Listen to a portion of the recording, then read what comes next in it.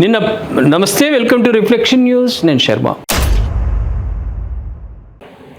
నిన్న అక్కడ పార్లమెంట్లో మహిళా బిల్లు వీగిపోయింది కదా, దాంట్లో డిఎంకే వాళ్ళు కూడా సపోర్ట్ ఇచ్చారు, కూటమిలో సపోర్ట్. దానికి ఏం చేసిండు రాహుల్ గాంధీ? స్టాలిన్కు కృతజ్ఞతలు, బీజేపీ కుట్రను భగ్నం చేశామన్న సీఎం. ఇక్కడ మహిళా బిల్లుకు సంబంధించినవి కాలుస్తున్నాడు ముఖ్యమంత్రి. ప్రతిపక్షాల ఐక్యతపై సీఎం స్టాలిన్ ప్రశంసల వర్షం. ఇది ఇండియా కూటమి చారిత్రాత్మక విజయమన్న స్టాలిన్.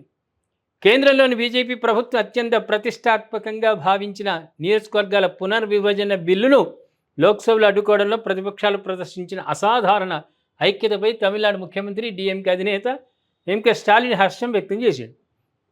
ఇది ఇండియా కూటమి సాధించిన చారిత్రక విజయమని అభివర్ణించారు. ముఖ్యంగా పార్లమెంట్లో ఈ అంశంపై గట్టిగా గలం విప్పిన కాంగ్రెస్ అగ్రనేత రాహుల్ గాంధీకి ఆయన పేరున ప్రత్యేకంగా కృతజ్ఞతలు తెలిపాడు. ఈ మేరకు ఎక్స్ వేదికగా స్టాలిన్ ఒక ప్రకటన విడుదల చేసింది. కేవలం రాజకీయ లబ్ధి కోసం దేశాన్ని ఉత్తర దక్షిణ రాష్ట్రాలుగా విడదీసేందుకు బీజేపీ పన్నిన కుట్రను ఇండియా కూటమి సమిష్టిగా భగ్నం చేసింది. ఎలాంటి సంప్రదింపులు లేకుండా ఏకపక్షంగా ఇచ్చిన ఈ బిల్లును వ్యతిరేకించిన మిత్రపక్షాలన్నిటికీ నా అభినందనలు ఆయన పేర్కొన్నాడు. ఏదైనా మహిళల ఆగ్రహానికి గురవుతారా, ఏం చేస్తారు అమిత్ షా అన్నట్టు భవిష్యత్తు నిర్ణయం చేస్తుంది.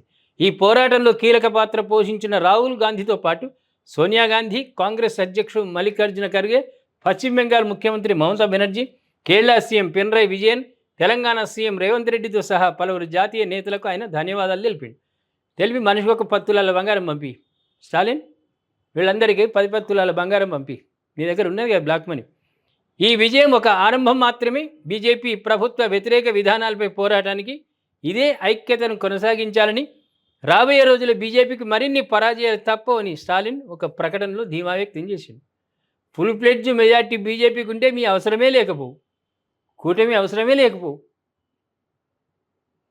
ఫుల్ ప్లెడ్జ్లో లేక ఇవాళ మహిళల కోసం ప్రవేశపెట్టిన బిల్లు అందరి ముందు అబాసుపాలయ్యేటట్టు చేసిరు. మీ మహిళలు ఏం చేస్తారు, మీరు ఓటు రూపంలో మీకు ఎట్లా బుద్ధి చెప్తారు, ఏం చేస్తారు అనేది భవిష్యత్తులో నిర్ణయం చేసుకోవాలి. ప్రేక్షకులారా ఏమంటారు?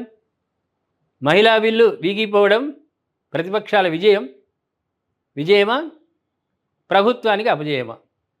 భవిష్యత్తులో మళ్ళీ ఇలాంటి నిర్ణయాలు తీసుకోవడానికి బీజేపీ భయపడుతుందా? దయచేసి కామెంట్ రూపంలో తెలియజేయండి. సబ్స్క్రైబ్ చేసుకోండి, షేర్ చేయండి.